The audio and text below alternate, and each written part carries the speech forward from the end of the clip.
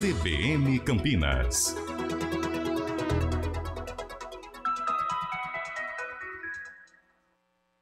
CBN Café com Política. 10h46, olá Bruno Silva, um bom dia. Olá, muito bom dia, Carol, Guilherme e a todos os nossos queridos ouvintes, tudo bem? Tudo tranquilo. Hoje a gente mais cedo falou com o Luiz Rossini, que é o presidente da Câmara de Vereadores de Campinas, e ele comemorou o site novo que a Prefeitura disponibilizou, chamado emendas.campinas.sp.gov.br.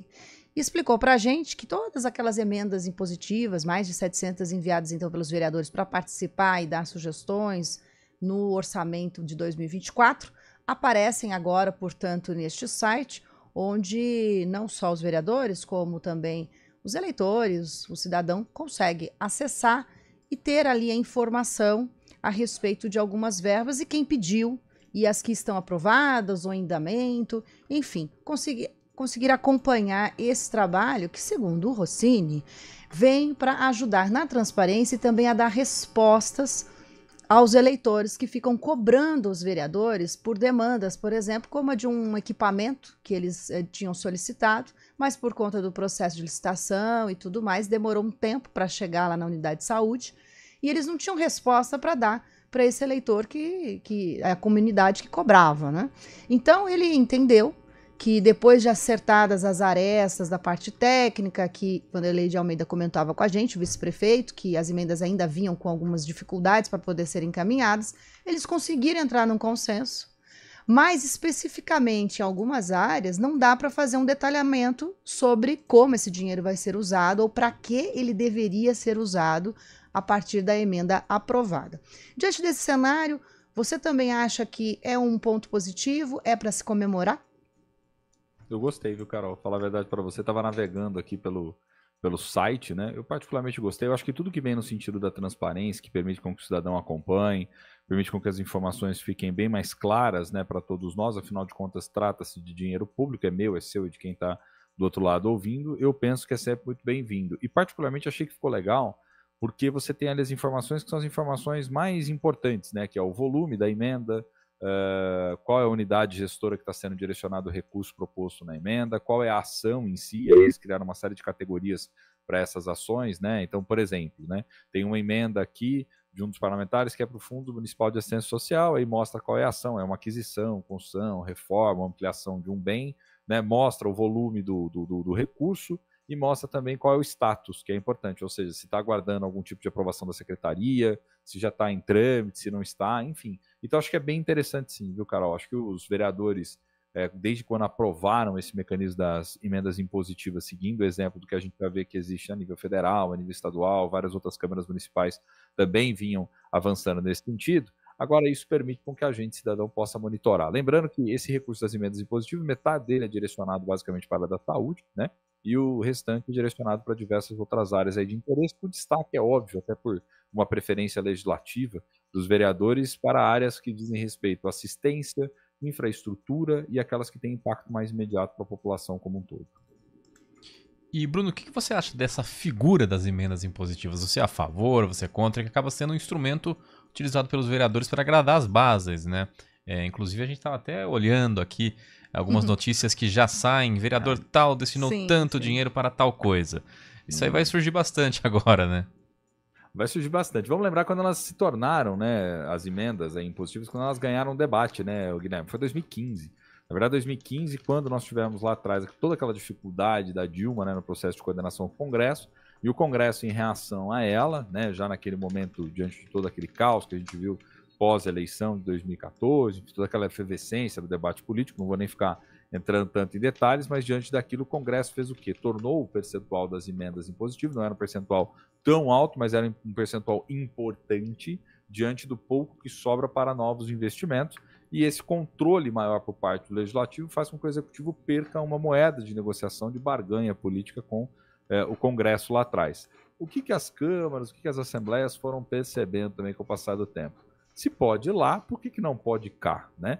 Quer dizer, por que a gente também não pode ter o nosso quinhão aqui de controle mais imediato sobre o orçamento, a fim de poder direcionar, como você muito bem lembrou, recursos que a gente entende são recursos importantes para áreas específicas ou para o atendimento de bases eleitorais em especial, né? Então foi isso que os municípios vieram fazendo aí gradativamente, cada um seguindo mais ou menos o mesmo molde, né? Sempre abaixo dos 2%, né, do total do orçamento, mas é um volume de recursos que, embora não seja o que vai resolver completamente a vida das pessoas, né, Guilherme, é um recurso interessante, é um recurso importante, porque às vezes consegue fazer com que depois o vereador se torne o verdadeiro pai, vereador, enfim, pai, mãe da criança, né? Ou seja, vai lá reivindicar e fazer justamente o que você está falando. Olha, aquela reforma saiu graças à minha emenda que foi direcionada. Não que antes não existisse esse jogo político, mas o executivo tinha mais margem de manobra para aprovar ou não aprovar, ou até mesmo para postergar. Agora, dentro da lógica da impositiva, o que acontece? O executivo tem que, em algum momento, fazer o pagamento. Não é porque está empenhado, porque necessariamente ele vai fazer. A não ser que tenha alguma justificativa, colapso financeiro, algum problema, algo nesse sentido. Mas a expectativa é muito maior de que faça sob pena. E aí é por isso que veio essa vamos dizer assim, essa ideia, né, legislativa, essa ideia de transparência por parte dos vereadores, sob pena de ser ali cobrado publicamente pelos representantes, falando, olha, tá aqui, ó, a emenda foi feita e vocês não pagaram. Então, quer dizer, tem aí um processo de geração de constrangimento também em curso, caso demore muito para sair essa execução da emenda. Né? Bruno, um outro fator e consequência da divulgação das emendas impositivas é o fato, e até o vereador Rossini acabou destrinchando um pouco isso na entrevista de hoje, é que o vereador vai precisar conhecer um pouco mais a fundo as demandas desta comunidade cidadã que está reivindicando algum pedido dentro do problema apresentado. Então, por exemplo, lá dentro do centro de saúde, está faltando insumo, está faltando, o que está faltando especificamente? Por quê? Porque na hora de escrever a emenda e mandar, ele também vai ter que entender do assunto e bater com as informações que o executivo, conforme ele falou, mandou para eles. O executivo também fez esse trabalho, através aí do vice-prefeito, de selecionar as informações. Por exemplo, a questão ele já adiantou para a gente, medicamento. Medicamento já não pode ser um quesito para reivindicar através de emenda, porque tem que ter um orçamento geral. Então, a forma de ser apresentado vai exigir do vereador um conhecimento maior, e aí seria, então, uma forma da gente entrar naquela discussão que a gente falava aqui no Café com Política, de ter ferramentas e situações que forcem os vereadores a ter conhecimentos e ganhar conhecimento sobre algumas áreas de gestão e de administrativo? Muito bem observado, Carol. Na verdade, se a gente parar para pensar, lá atrás sempre existiu essa necessidade real, concorda? Porque, veja, emendas os vereadores podem apresentar a qualquer momento. Quando foi agora recentemente o processo de discussão do orçamento, por exemplo, onde muitos se silenciaram, eles poderiam ter articulado algum tipo de emenda de bancada, outros tipos de emenda. Acontece que a impositiva, ela fica de alguma forma mais pessoalizada, né? Por isso que muitos olham para ela como um recurso mais interessante e atrativo, vamos dizer assim. Mas em tese, né, Carol, esse exercício de olhar para o orçamento de maneira mais técnica, de pensar as possíveis brechas, de entender como articular ali os recursos para poder fazer os direcionamentos, em tese isso já deveria estar no radar dos vereadores desde sempre, né? Mas agora talvez criou-se aí um atrativo um pouco maior, né? Ou seja, tem um estímulo, né? Um incentivo maior aí por parte das próprias instituições para que os vereadores olhem com um pouco mais de atenção para essa dimensão das emendas, observando, como você disse, tecnicamente, o que cabe, o que não cabe, em quais casos a melhor solução seria por emenda ou seria outro tipo de solução. Então, acho que talvez vai envolver aí um esforço, sim, por parte dos vereadores de ter mais clareza sobre isso. Seguimos em frente, a gente vai estar de olho também no emendas, hein? E também outra questão hoje na Câmara, Bruno, aliás, uma questão que vai estar teoricamente na pauta de hoje, é aquela da votação dos projetos polêmicos que foram adiados na semana passada, anistia a multas que foram aplicadas pela Prefeitura pelo não uso de máscaras no pico da pandemia, né, com perdão das multas, e a segunda é o que determina que a Prefeitura faça ações mais incisivas para combater o tráfico de drogas entre moradores em situação de rua no centro da cidade, inclusive para permissão para internação compulsória.